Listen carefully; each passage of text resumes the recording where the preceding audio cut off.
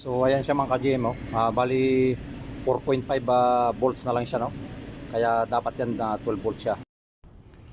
Ito mga ka-GM, magpapalit tayo ngayon ng battery ng itong isang sakyan na to. Bali Jeep Compass. Yan. Kasi ayaw na siyang umandar. Tapos ginamitan natin ng jumper booster, ganun pa rin mga ka-GM.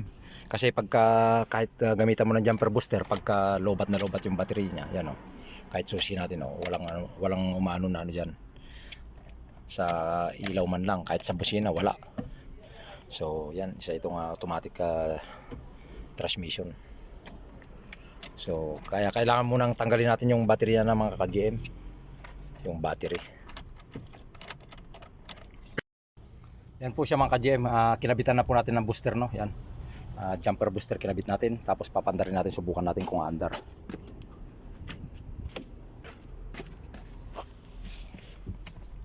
So ito siya, naka-park position, tapos switch on natin yan, nag-switch on. So yan siya mga ka-GM, kung titingnan nyo, nag-ano lang yung kanyang mga kanyang mga ilaw. So ibig sabihin talagang hindi siya under kahit lagyan natin ng booster. Kasi yung battery niya kasi bali drain na drain siya, no? Talagang wala nang laman yung battery niya kaya wala nang charge yung kanyang battery.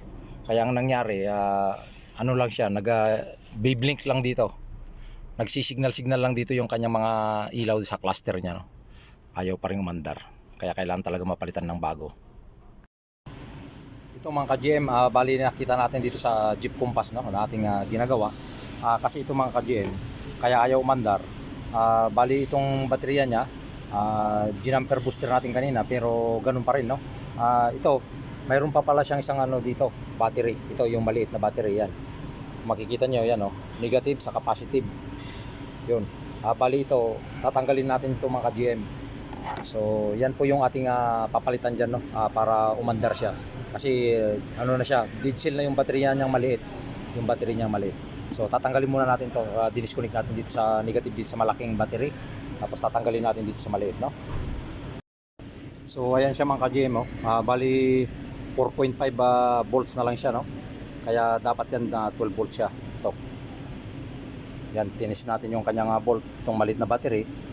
Bali wala na. Talagang dead cell na siya mga ka-GM.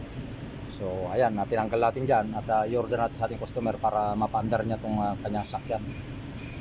Yan lang, ito lang yung problema niya mga ka-GM, itong maliit na battery na ito.